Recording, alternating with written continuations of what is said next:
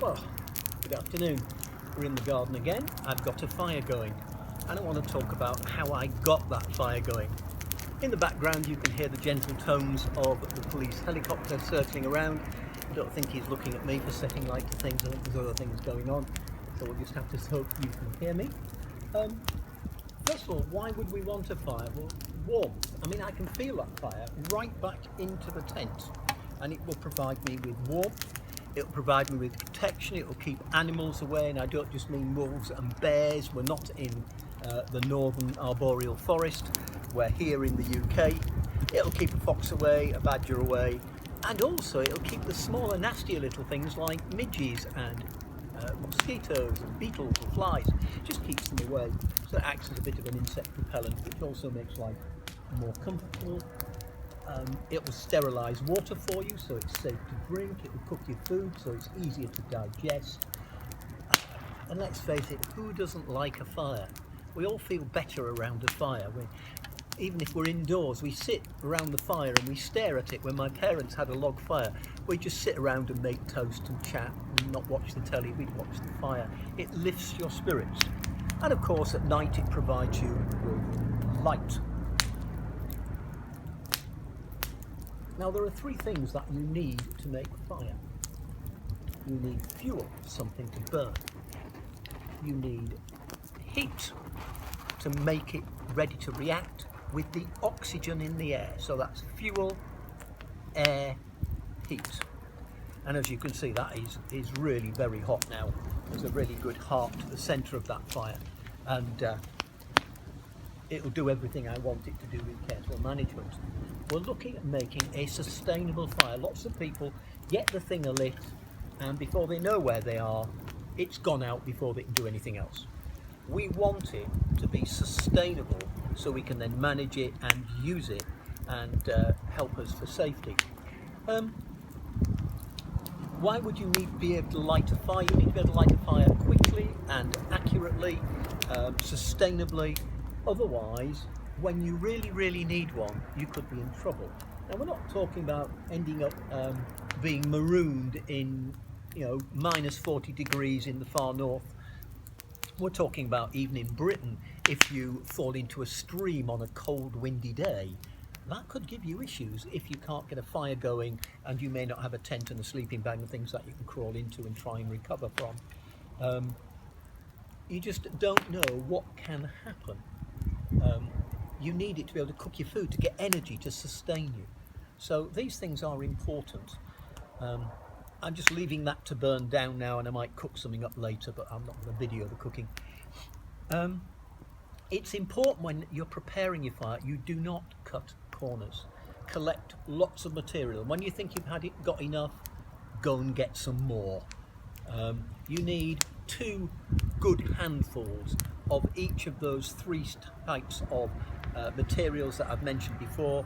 The matchstick, this is very fine. It's thinner than a matchstick. It's probably a millimetre and a half thick, and it needs to be dry and collected from in the trees, not attached but just hanging there, and it's been blown off in the wind and dried, and if it rains they tend to stay dry. Take your time. Preparation, several people say. I'm not an expert on making fire. There are experts out there who have other ways of doing it, and my way is just a way that I know works. And I don't have access to a woodland where I've got an endless supply of wood. I've just picked these bits up when I've been out walking, or when I've wandered around the streets and I've found them on the ground and brought them home. They've dried out.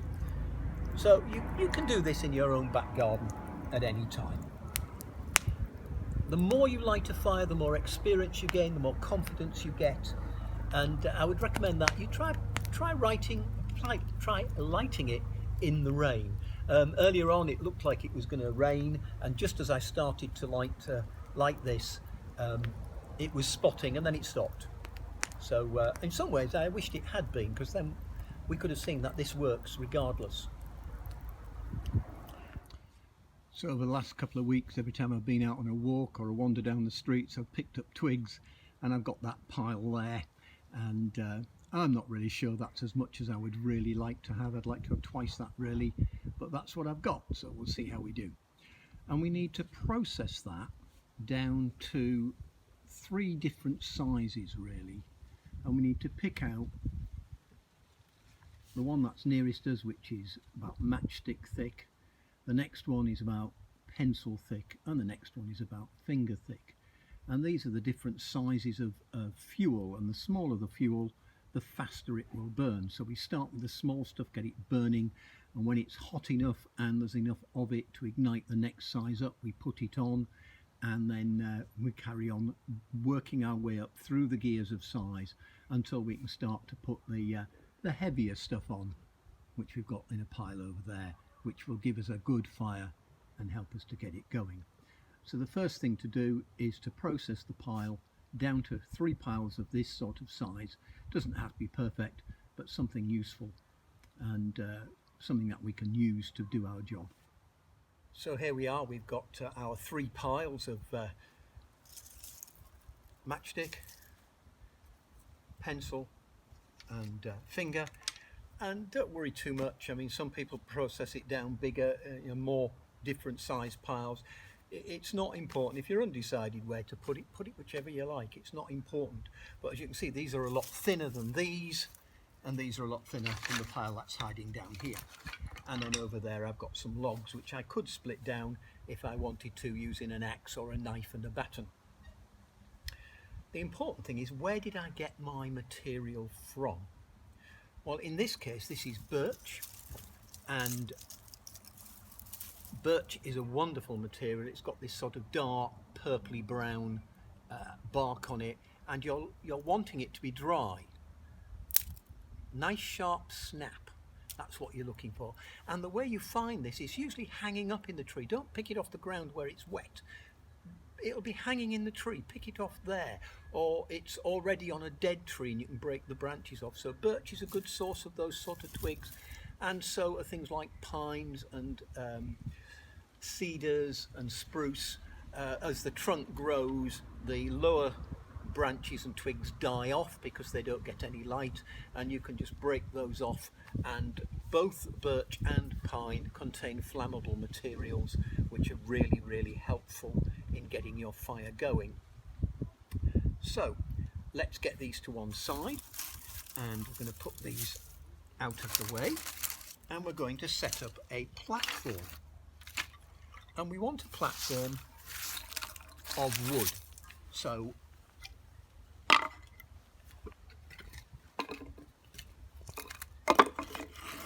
and you line it up in such a way as the wind is going in that direction, so it'll help to funnel the wind into your materials. And the other thing I'm going to do is I'm just going to put one piece across the back like that, just to lift it up a bit, and that allows air to get in. And I now take my matchstick, and I want 2 good handfuls, and I pull that apart into 2 good handfuls, and I place it on here in the form of a cross. And it's resting on that back log, which has lifted it up. And we're going to put our flame in here. Now, your flame could be introduced as a piece of birch bark, it could be introduced as a tinder bundle, it could be a match or a lighter, but the flame goes in here, and as you can see, it's lifted up, the air can get in. Remember, in order to get a fire, we need 3 things for the fire triangle. We need fuel, here it is. We need air, it's all around us. The oxygen in the air is what we need. And as it comes in with the fuel and the oxygen, it will burn if there's enough heat. And we introduce the heat in the form of a flame, and the smaller the material, the bigger the surface area. So when we split a log, we open it up, and this material, which wasn't available for the air to react with, becomes more available. In chemistry, we're talking about the surface area. The more surface area, the faster the reaction, and this very, very thin material has a very big surface area. I've left these quite long so I can lift them up and move them if I wish to. There are lots of different ways of making fire. This is just one of them that has proven to be extremely easy to do and reliable. And you really do want to get a fire when you want one. If you looked at my video from a couple of weeks ago, you'll have seen I lit a piece of birch bark that had been underwater for 5 minutes. I repeated it for 2 days, and this piece, I meant to do this video last week, and it was supposed to have been underwater for a week. It's now been under for 2 weeks. It's been in my pocket for about an hour while I've set things up, which is what you'd do. You'd collect it, stick it in your pocket, let your body heat dry it, and I'm going to give it a go. We'll soon find out if it works.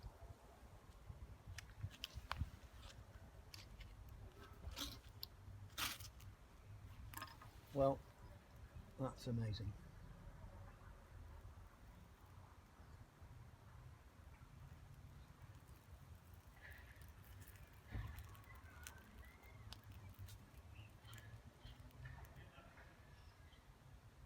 And it's gone out. Second attempt.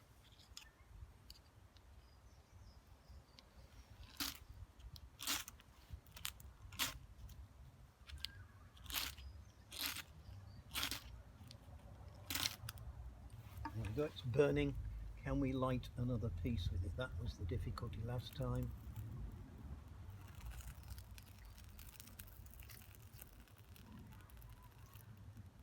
Much better.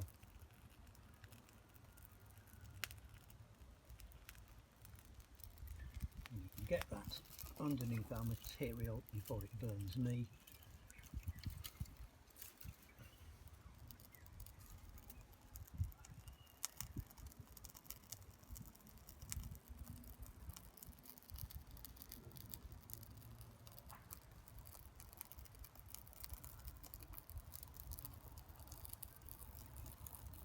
Bits of birch bark in, get our twigs over it,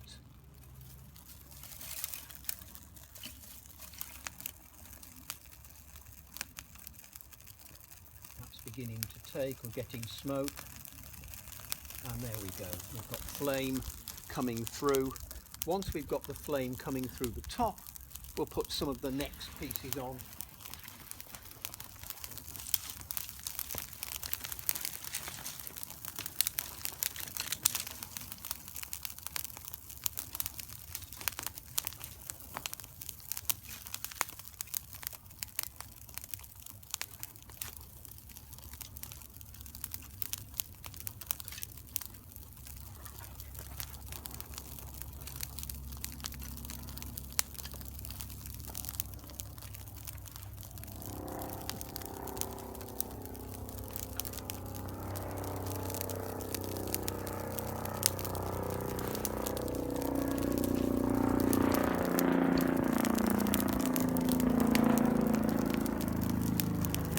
And now we can put the next lot, because the flames are coming through the top.